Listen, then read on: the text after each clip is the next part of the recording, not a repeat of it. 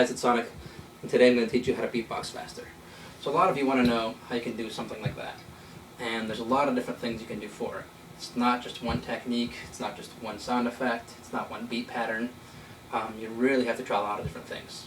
A lot of people tell you just go and really all you're ever going to be able to do is a beat like this,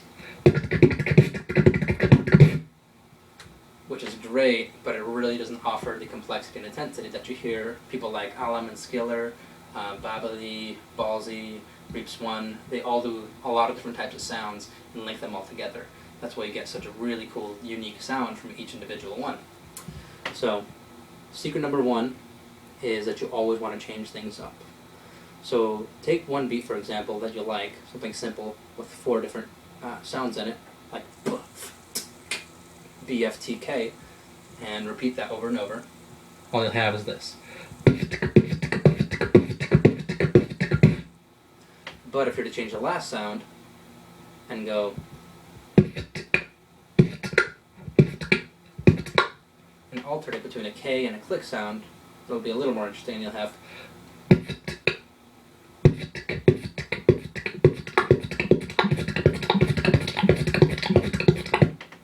a little more interesting already. If you take the 2nd and 4th kick drum, or basically alternating kick drums, and you replace that with the rim shot, you'll have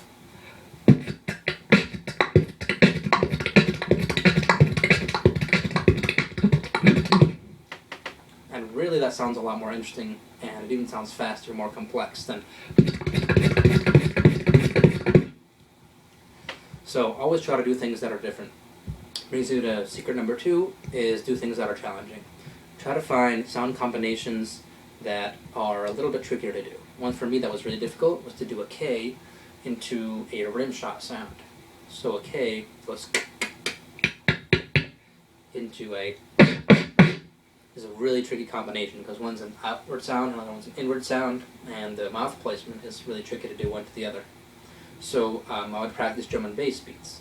A big one is like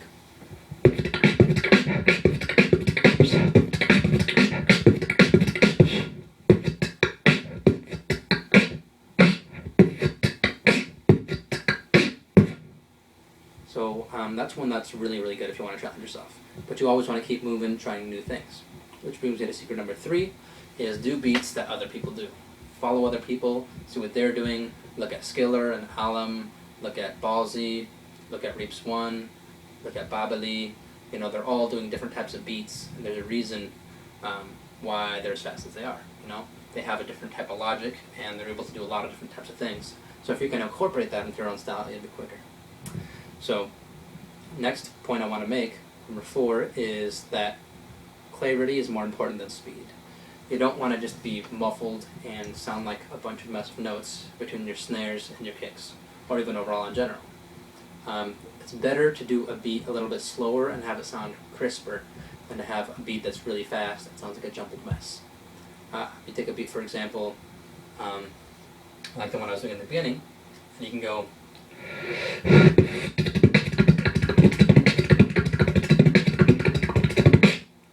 now if I can try to do that faster, it might sound a little bit messier.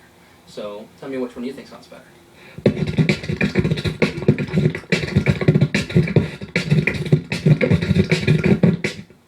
Sounds really unclear, and that's just me trying to do it way too fast. You don't have the time to enunciate those different sounds. So it sounds better when you can slow it down, and you really want to do it as fast as you can and still sound clear. So work your way up to that faster stuff. You don't want to try to do something that's too hard and have it sound messy. You want to start step and go step by step. So the way you do that is secret number 5, is to use accents. Accents are really important. One thing you can do is use those on every click of a metronome, for example. If you have a beat like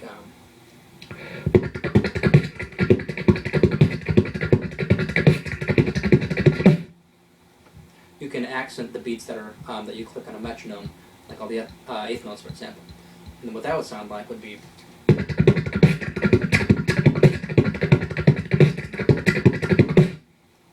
can notice that during that second section I'm accenting the hi-hats there. So that's one good way to break up the beat. You really need to do it. It's kind of a trick that drummers use, and even a lot of other instrumentalists, you want to be able to make some sounds louder than others, and you'll hear it in a beat. It's very significant. Like one of the beats I was doing earlier goes.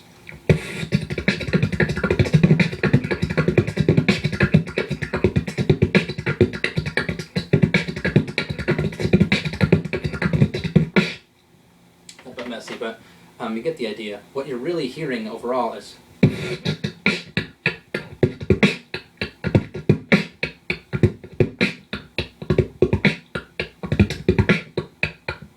Even though there's other parts. That's because I'm making certain sounds louder than others. So it's a good way to really pace things and a good way to let yourself think things in a logical way. It helps a ton, trust me. So try it out and you'll see some good results. Which brings me to point number 6. Practice every single day. Even if you can do 15 minutes only in one shot, do 15 minutes. So you want to keep practice consistent. You don't want to just do 3 hours once a week. Because practicing in small segments every day will actually be a lot more effective, because you want to keep consistently doing it and doing it better and better.